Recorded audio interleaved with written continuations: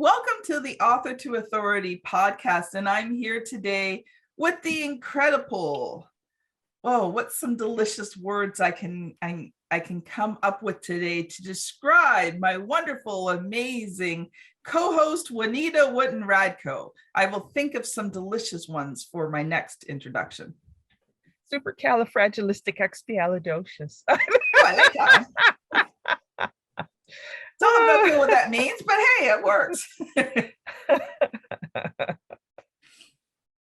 So the last time that Juanita and I were together, we started this conversation about how do you have sales conversations that lead into clients and customers. And I had given it the 5 points, which is, most of the conversation should be about listening, asking questions, providing value, body language, and a test close. Guess how many of them we got through the last time? Hint, it's less than 5. Hint, it's less than 3. Hint, it's less than 2. 1.5. Yeah, 1.5. So we really got into a focus on, listening. And there was about 3 main points that we covered. So first of all, listen to understand, not to respond. Listen because you truly care about the person, you want what's best for them, and listen to determine if you want to work with this person. So if you haven't already heard that, you can go back. Juanita's and mine's episodes are always the first and third Tuesday of the month. So just, go back to the previous episode and you can listen through that. It was a huge, amazing discussion. So today we're going to start on point 2 and see how far we get. We'll see. This might turn into a 3 or 4-parter. We'll see what happens. I believe in us, Kim. I didn't say what I believe us to do, but I believe in us. I was going to say brief and succinct. That might be interesting. But point number 2, actually, just before we do that, Juanita, do you have any thoughts that you want to share just before we get into part 2, asking questions? Let's jump in. I always have them as soon as, do you know what? I have the ideas as soon as you start talking. That's when I go, oh yeah, I want to say this. I don't know what it is. Why do you do that, brain? I don't know. I don't know. So the second part of the sales process is asking questions. And, we talked about the listening part, but the asking questions is the other part. So if you're really going to help this person, you want to have a deep understanding of their problem. And, we were talking about when you owned a Husqvarna sewing machine shop. That was very wonderful and exciting. But you would ask questions. You actually interviewed your potential clients and customers to find out, really where they kind of fit in. So, maybe talk about that a little bit, Juanita. Like, what was that process like? Because you said that Husqvarna took you through a whole sales training to teach you how to sell these machines. Now, you got to understand that, Juanita sold sewing machines from what, $199, somewhere around there? Even lower. When I first started and the economy was a little different, we had some $99 sewing machines all the way up to when I closed the store, our top of the line was $15,000 sewing machines. So those are 2 very different conversations. Absolutely. and I think it's just as a side note, they are conversations of varying length too. Mm-hmm. There's not as many questions you need to ask if it's a $99 sale versus a $15,000 sale. You want to get comfy for that that 15 grand. And it might be more than one conversation too. Absolutely. Yeah. A lot of times the way I would upsell people was over a period of time because I was developing a relationship. One of the questions, or 3 of the questions in my head, I always think BAT, which was brand, age, and type. Mm. I'd We'll ask talk about about that. the brand of the sewing machine, how old the sewing machine was, and the type of sewing. I mentioned in the last podcast, like, what type of sewing do you like to do? But knowing the brand that the person was sewing on currently, Mhm. they might say something like, "Oh, I inherited my grandmother's treadle sewing machine," and Oh, I was like, "Oh, those are gorgeous. They are so beautiful." But, you know, have you seen this button? One of the things about features of a treadle sewing machine is that it only does a straight stitch. yes. And if you wanted to sew backwards, you have to spin your entire your entire project around, your entire piece of fabric, and then, so that it's backwards to the way you were heading before, do a few stitches and then spin it all around again. Mhm. And, oh, wow, you mean I can just push a button and it'll go forwards and backwards? Yeah, well, that was just the tip of the iceberg for someone who was used to a treadle machine. Mhm. So finding out something like the brand also told me if they'd bought some of the lower end brands from a large department store, then that let me know, okay, so they might not have a good idea that sewing machines can be as expensive as 15,000. So I'm going to have to do some educating and getting people Mhm. comfortable with the idea, Yes. because, and that's something really important for our listeners to think about, is you're asking questions to determine how well educated your potential client is about the project, or Mhm. about your service and about your product. Mhm. Yeah. That and knowing the age was another factor with that education, because that told me, well, all right, if it's a really old sewing machine, then they're not going to know the more recent developments. So Yes.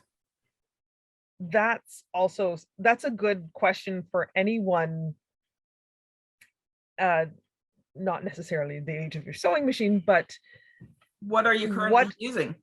what are you currently using? uh how long have you been thinking about getting this kind of service for your house or whatever? They might they might be thinking that you can do something with a technology that's no longer available. Yeah, That like would some machines there was no way to upgrade. Like you just, mhm. yeah. And that's so that helps you too in managing expectations. Mhm. That's a good thing, is to ask questions and understand what they think they can get for the dollar amount that they have in their mind. Some Yes. people are open to being educated about dollar amounts, and other people have to be persuaded as to what is a fair um, thing. And you have to be prepared to have this as a friendly conversation. What these kind Mhm. of questions should come from a place of, okay, now I understand where Yeah. you're coming from, what you're thinking about, as opposed to, oh, is that what you think? Good luck with that. Don't make me laugh. You're not getting that, chum. You know, Exactly. you Exactly. might in, in your head you might think that, but it better not be on your face or in your tone of voice. Yeah, like I think questions, questions help you to determine, uh, you know, first of all, one of the things we talked about the last episode, and I think we're going to do a full episode on this, is, listening to find out if this person if you want them to be your client and customer. And part of the way of doing that Mhm. is by asking questions of people that help determine, you know, um, like you were talking about, what brand are they currently using? So a question could be, what did you find frustrating about that brand? What did you find frustrating about working with that specific company, right? Like, so there's things that you can ask that will help you to determine, do you want to work with this person? So we're not going to go into that too much because we're going to do a full episode on that. Another question, this is it's a magical question, Kim. Ooh, we like magical questions. If you could change 3 things about the product, service that you have now, if you could change 3 things about your sewing machine, what would they be? In my case, it was almost always threading the machine, winding a bobbin, and changing the stitches or changing the feet. That was, and depending on their answer, I would show them, well, it's really easy to thread because I just go whoop, up, down, and through the eye of the needle, or down, up, down, and use the built-in needle threader. I don't even have to see the eye of the needle, which after my 50th birthday, I can appreciate far more than I did when I was selling machines in my 30s. What do you mean you can't see the hole? Like, it's right there. It's like I want to smack past me in the head for that one. Yes, I know. I'm not wearing them, but I'm showing in the video here, I'm showing the bifocals, which I actually cannot wear while I'm working on my computer, which was one of the reasons why I bought them, but I cannot find the right sweet spot where I can see. So I do not wear them, but at least now I can sit on the couch and watch TV and play on my phone and read a book at the same time without having to put my glasses on and off. So knowing the 3 things, it was, like I said, threading, bobbin, winding. That was where you could pull out if you have that question of what 3 things can you change, you go, look at we have here. Wow, that was easy. Look at how easy it is to wind a bobbin. You don't have to unthread the machine. What? Wow, I can sew faster and the most tedious part is eliminated? Even better. And now, do you want to see how easy it is to do a pattern stitch? Oh, yeah, I never use that on my other machine because I don't know how to change feet and do that. Like, well, push button number 1 and button number 7, and that's number 7, stitch 17. Oh, I can push buttons. I know how to work a telephone. And pull on, snap on, snap off, changing. The easiest features of your product can be like a miracle. They're like you're some kind of magician going, do you know what I love? I love that it is so easy to do that. And people will be like, I love that too. I like that. I like easy.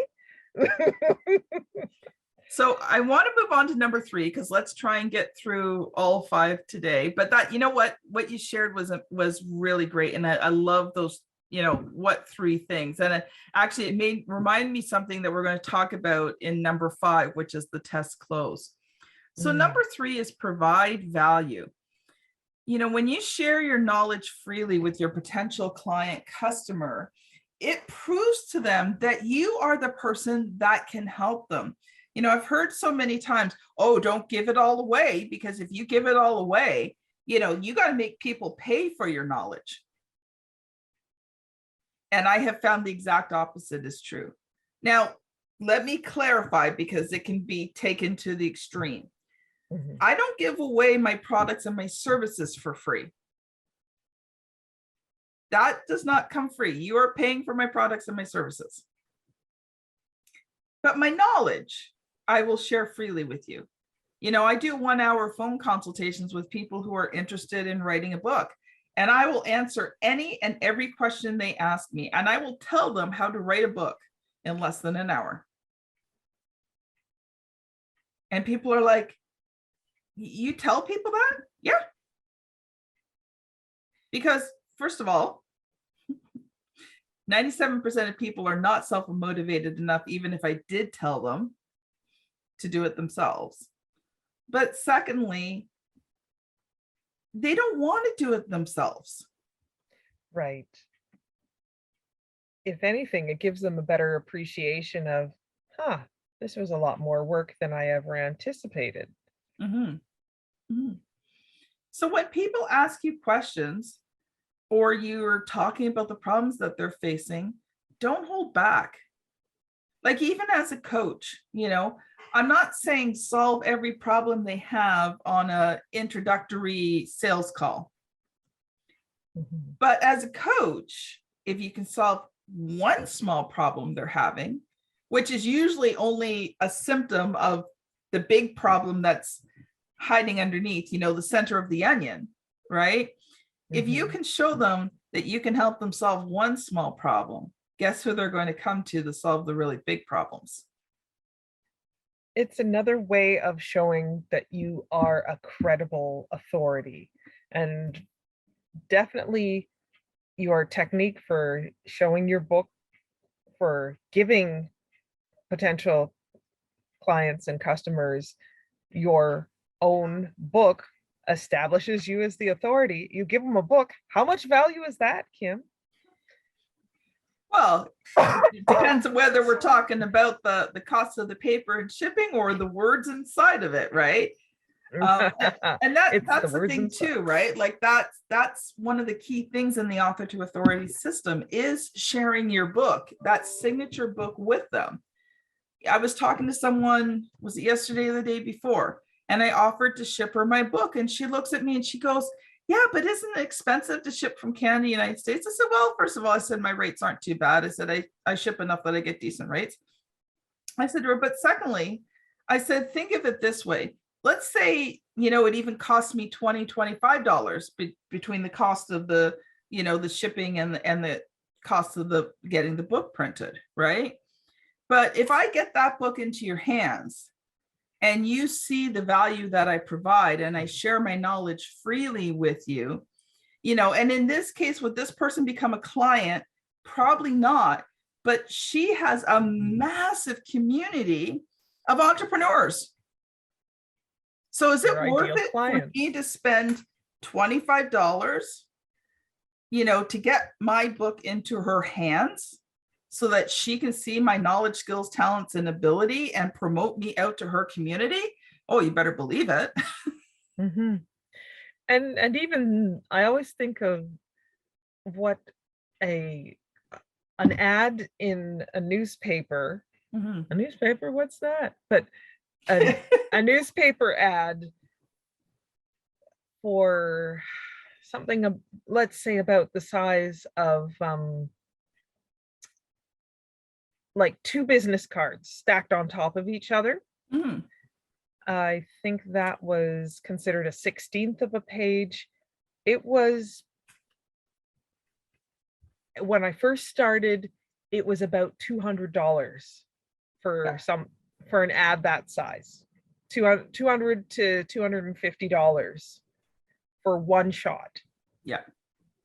And sure, that would go out to our community of perhaps at the time maybe 25,000 people.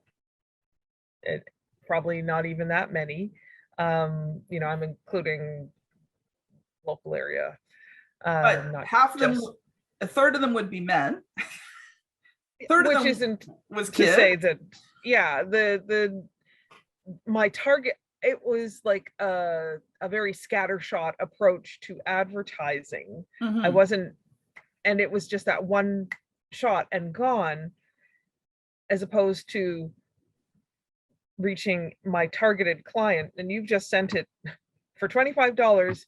You've sent it to someone who will broadcast it to a much larger base and has potential collaboration mm-hmm. Exactly. with you. And so it's like a stone in a pond creates so many more ripples than that single newspaper ad was like spitting in the ocean.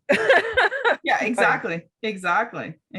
So, don't be afraid to share your knowledge freely, because you will find that it creates relationship. It shows that you care. It positions you as that credible expert. So I think, if we keep going like this, Juanita, we can actually get through the other two today.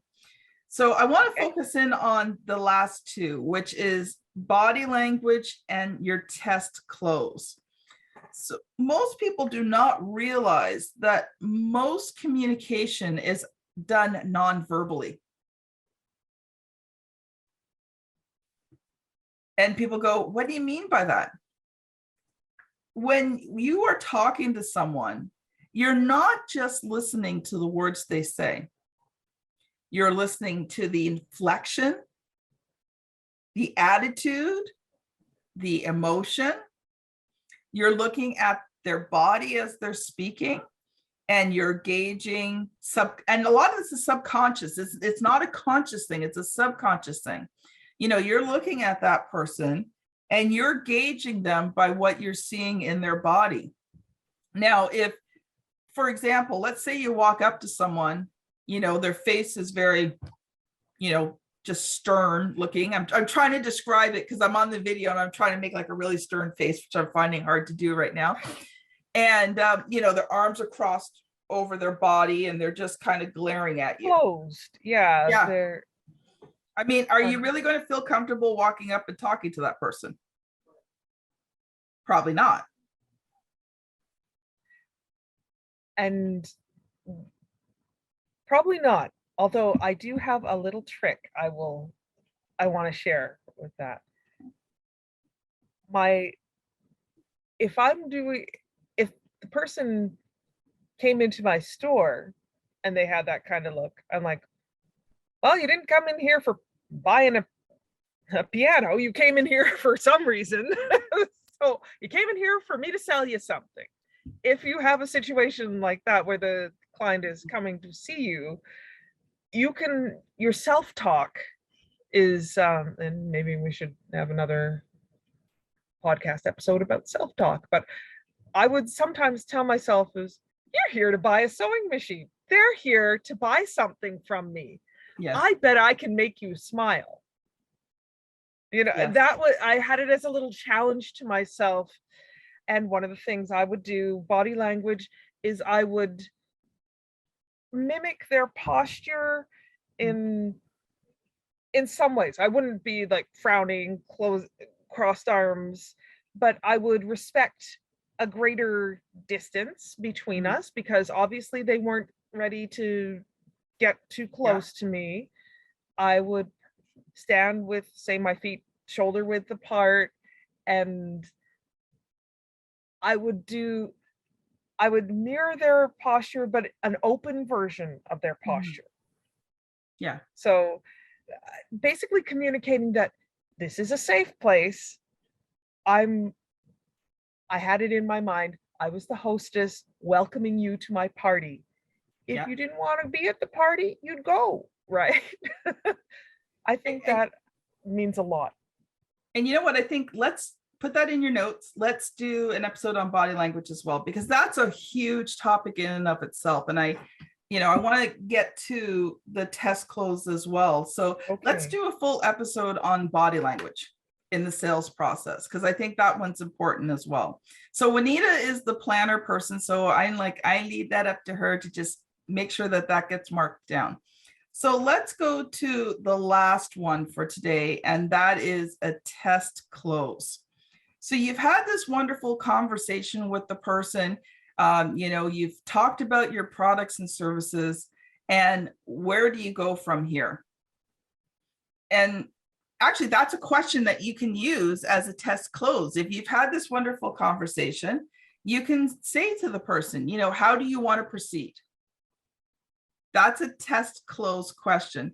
Now, sometimes the person's going to buy, like they are so excited over the moon, whatever, they've given you no objections, that they're like, shut up and take my money. Yeah, just pretty well. Yeah. But then there's people that you're not sure about. I mean, there's other people, they are not ready to buy, right? So you don't even push it. But then there's those people in the middle, and you're kind of like, I'm not sure like where they're sitting. So when you ask them how would they like to proceed from here, you're asking a very open-ended question that allows them to explain what they're thinking and they're feeling. And sometimes the answer is yes, sometimes they're ready to move forward, right? So you just start the process. Other times they're telling you the reasons why they feel that they are not ready, whether it be time, whether it be money, whether, you know, they just don't feel prepared. Like one of the things that we see is even though I've told them that we're going to do everything for them, they're like, I just don't know what to write about. And to them, that's a humongous concern, you know, and then at that point, then I can go back into the education of the process of writing a book with us. And I'm like, that's okay. You do not need to know exactly what you want to write about, but can you tell me this, right? And if they can tell me certain things, then I'm like, okay, that's all I need for us to be able to get started. I can help you write a book, right? So it's that test close. Now, Carol Boston, who's part of the Authority Gang, she has empowering questions. So let's just say that you've asked a few test questions. You're really sensing that the person wants to, but there's just kind of something holding them back. So you can actually ask them, you know, and it's similar to back in podcast number 1 of this, you know, you talked about, you know, the 3 things. So the question that Carol Boston teaches is, what is the one thing that is holding you back from getting started today? Now, this question is really great, but, you know, if someone's really negative or whatever, that's not a question you ask them, right? Because that just annoys them and it feels manipulation. But if you really sense that the person wants to move forward, but there's something holding them back, right? So you're not asking this question to manipulate, you're asking this question to clarify. And most times you'll be surprised what the person says. Like, Juanita, we had a client, right? And this was the process. And so I'm kind of like, okay, what's the one thing holding you back? And he said to us, he says, I know it's going to be a lot, but I need 3 or 4 blog posts written. I tried not to laugh. I really tried. I had to keep such a straight face, but for him, that was something massive, right? Mm-hmm. That was the deal breaker. And 3 or 4 blog posts for our listeners is what the work of a single chapter, not even the work of a single chapter kind of thing. Like, oh, okay. And now, of course, you can't be dismissive or scoff like I just did, but that's the thing, is that was such a valuable piece of information. It was like, oh, is that all? Is what you probably will think inside when you're asking whether you're trying to find out if they have any objections with your test close. One of the test closes I would use, it sounds like this is the perfect machine for you. Shall I box it up and I can get Lee to ring it up at the till? Yeah. And so I'm presuming at this point, because I'm presuming that the sale is done, people will definitely tell me if it's not. You know, they're like, exactly. No, I wasn't ready to hand over my credit card just yet. Or, yes, I guess so. Yeah, exactly. You know, they'll tell you what's got them on the fence. Mm-hmm. But I did like that. It sounds like you're ready, because sometimes people need you to tell them you're ready, and then they can go, oh, I guess I am. Yeah, like when that gentleman said that to me, right? I said to him, that is something that we could help you with. Mm-hmm. If I was able to include that in the price of the package as a special bonus for you, you know, can we move forward? And his answer was yes. So, you know, learn how to do those test closes.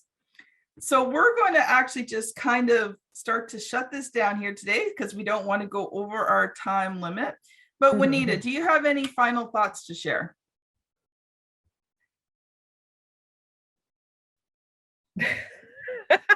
My body language is saying no.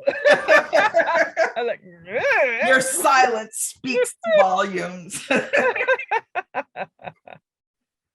I think in closing, what I want to talk about is the fact that, you know, having a system for your sales conversations. So the 5 things, you know, the listening, the questions, the providing value, the body language, the test close, that should be all part of your system of selling.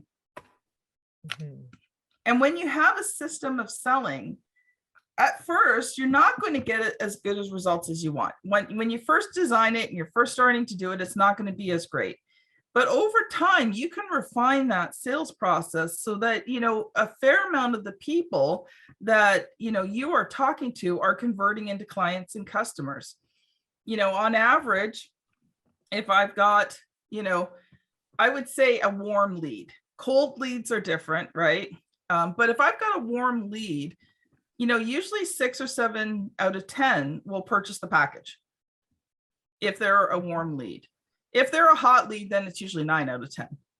If they're a cold lead, maybe 3 or 4, right? So you got to look at the quality of the lead that's coming in as well. So my friend, we're going to shut this down today. This has been Kim Thompson-Pinder and Juanita Wooden-Radko on the Author to Authority podcast. Thank you so much for listening, and we'll see you on the very next episode. Bye now. Bye.